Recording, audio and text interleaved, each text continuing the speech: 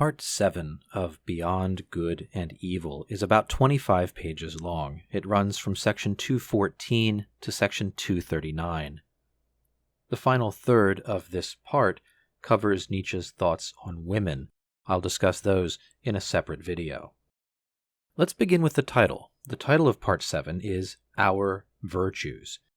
We should remember that this follows Part 6, titled We Scholars, so we can imagine that Nietzsche here is addressing his allies and also sketching out the character of this new type of philosopher, this new philosopher of the future, the type of person he will refer to at the beginning of this part as the firstborn of the 20th century. We should also remember throughout this part that for Nietzsche, all philosophy is personal. A philosopher's thought reveals some important element of his character or psyche. We'll return to that theme over and over again throughout Part 7 and beyond. In section 214, Nietzsche names some of these virtues of the philosophers of the future: a dangerous curiosity, a certain art of multiplicity and disguise, and a kind of mellow cruelty, he says, characterize us, we new generation of scholars.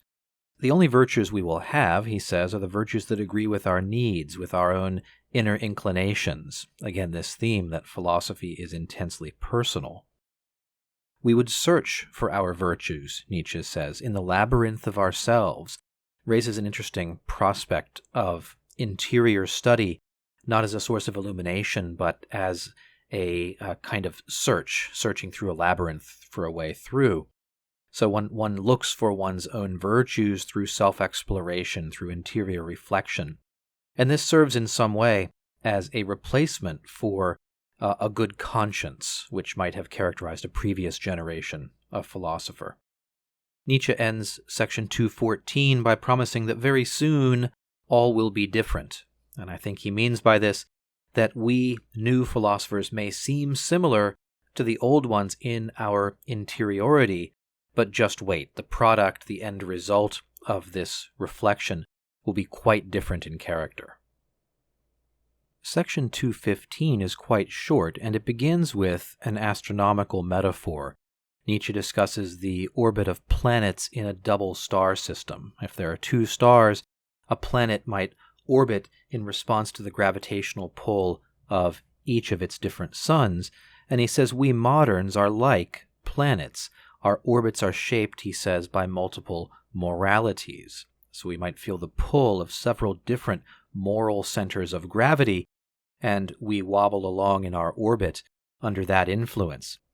He also uses the metaphor of planets illuminated by different colors of light from different stars, so we can imagine an object seen differently in different moral lights, depending upon whether the sun of our dominant morality is casting red or green light, so to speak. The phenomenon itself is the same, but illuminated differently, it appears quite different. I think this section, short as it is, raises one of Nietzsche's key themes, which is the replacement of a single universal morality with multiple moralities, like the multiple suns of this imagined star system. Section 216 begins discussing the injunction to love one's enemies, and Nietzsche plays that into an idea that one often comes to despise what one loves, and frequently this happens unconsciously. We see Nietzsche, the psychologist, working here. He mentions briefly that morality as a pose, a kind of insincere front, is offensive to our taste today. Yet, he says, this is progress. This is the next step after the way in which religion came to offend Voltaire's taste in his time. This is what, he says, separates our generation of philosophers from the old Puritanism and the like. Section 217, Nietzsche warns us to beware the tactful and the subtle, for they never forgive you if you catch them in an error. They never forget a stupidity or humiliation that they have suffered in front of you. It's only 3 sentences, so I'll read it to you now. 217. Beware of those who attach great value to being credited with moral tact and subtlety in making moral distinctions. They never forgive us once they have made a mistake in front of us, or worse, against us. Inevitably, they become our instinctive slanderers and detractors, even if they should still remain our friends. Blessed are the forgetful, for they get over their stupidities too. It's not hard to imagine that this passage may be referring to Wagner or one of Nietzsche's other friends with whom he's had a break prior to this time. In section 218, Nietzsche discusses the French psychological novelists of the bourgeois and proposes a new amusement, he says. Study the mediocre, the unconscious craftiness, he says, of mediocre lower spirits toward higher spirits.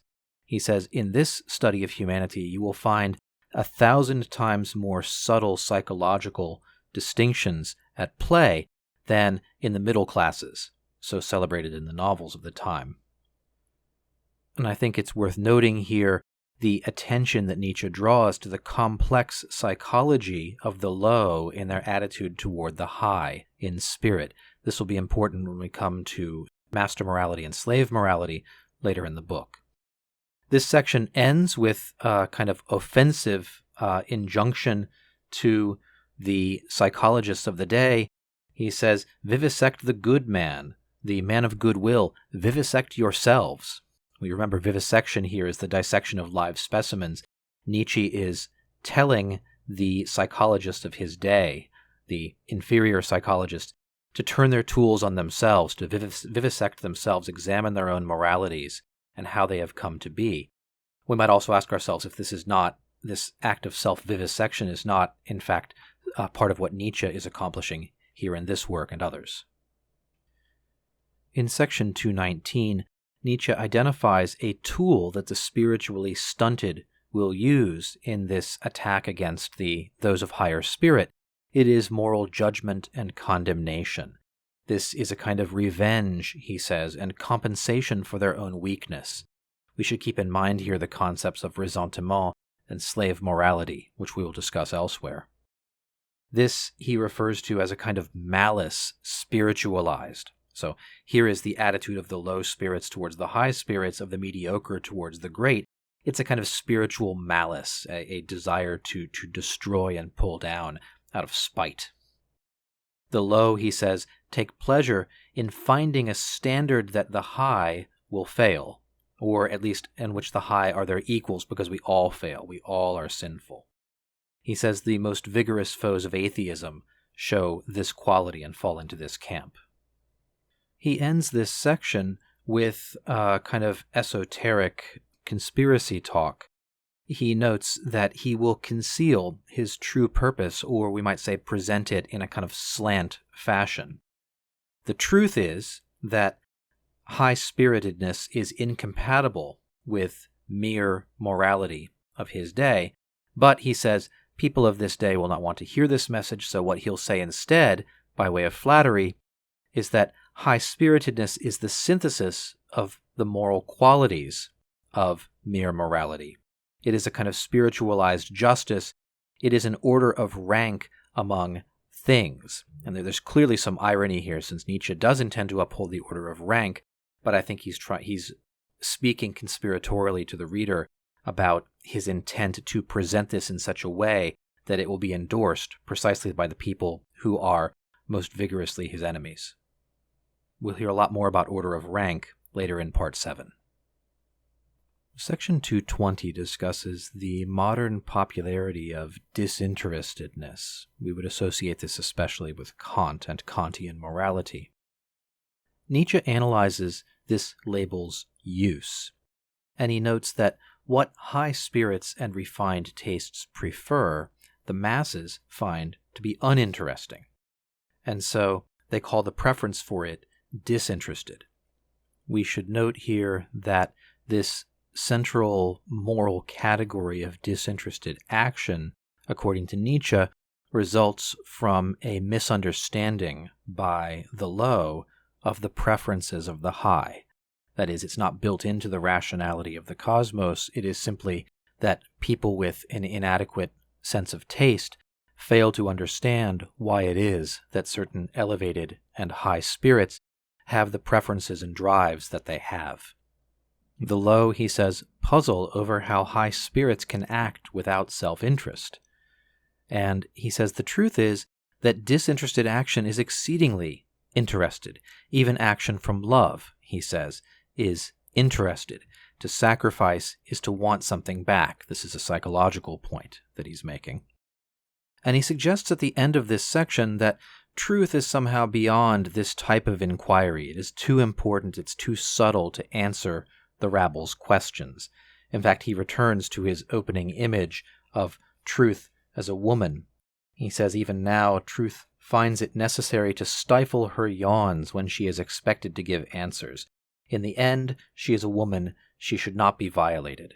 So we have the sense of truth as lying beyond the sort of scrappy questions of the multitude in this regard. It's something more noble and elevated than this pedestrian type of philosophy can treat.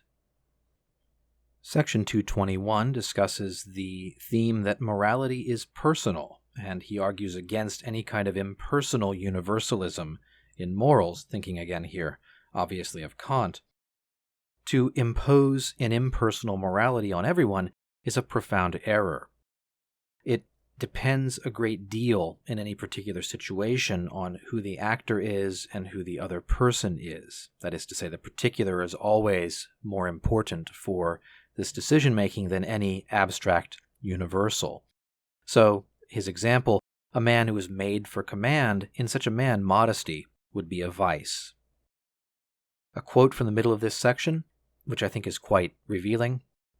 Every unegoistic morality that takes itself for unconditional and addresses itself to all does not only sin against taste, it is a provocation to sins of omission, one more seduction under the mask of philanthropy, and precisely a seduction and injury for the higher, the rarer, the privileged. Moralities must be forced to bow, first of all, before the order of rank. So we have here Nietzsche's key idea that morality is ultimately a matter of taste, and that the imposition of a single universal morality on all will be not just an error, but a temptation, a seduction to powerful spirits. We might think here of a similar theme picked up by Dostoevsky around the same time. Note here as well that Nietzsche refers to moralities in the plural, that moralities must follow order of rank, so they must be appropriate for the rank of spiritual strength that the particular individual possesses. To try to impose a lower-ranking morality on a higher spirit or a higher-ranking morality on a lower spirit would be a profound error. In section 222, Nietzsche discusses the preaching of pity. Today, in Europe, he says, is a kind of preaching of self-contempt. It is part of the darkening and uglification of Europe that's been going on for some time. Or perhaps, he suggests, this self-contempt is in fact the cause of this uglification of the European personality. Modern man, he says, is dissatisfied with himself and therefore wants to suffer, but because of his vanity, he won't suffer alone. He wants to suffer with others. And this is the genesis of pity as a social phenomenon. A very interesting bit of psychological analysis from Nietzsche here. Section 223 discusses costumes, that it is the first of two sections on the historical sense. For the modern European, Nietzsche says, history is a closet for storing costumes. These costumes are moralities, tastes, articles of faith, religions, to be worn, changed, to be taken off, and to be studied, in preparation for what he calls a carnival in the grand style, perhaps. So I think of a huge costume ball, a huge masquerade, and we modern Europeans of the 19th century are all trying on and taking off and exchanging different costumes, different moralities, different codes. He says there may be some cause for optimism in this. Perhaps this is the sole remaining source of creativity in the modern world. If nothing else about us has a future, he says, perhaps our laughter has a future. This seems to me to be a very postmodern point, that history is no longer and can never be a source of tradition or even information, but is simply a storehouse to be mined for something new or interesting. And this prospect that only our laughter may have a future, maybe the only lasting thing about us, suggests, to me at least, that perhaps the ultimate sort of modern figure in this, along this line of thought, is the Joker. This brings us about 1/3 of the way through part 7. I'll end here, and I will talk in the next video about the middle part of part 7, more about the historical sense, about the nature of suffering and cruelty. Thanks for watching today. Goodbye.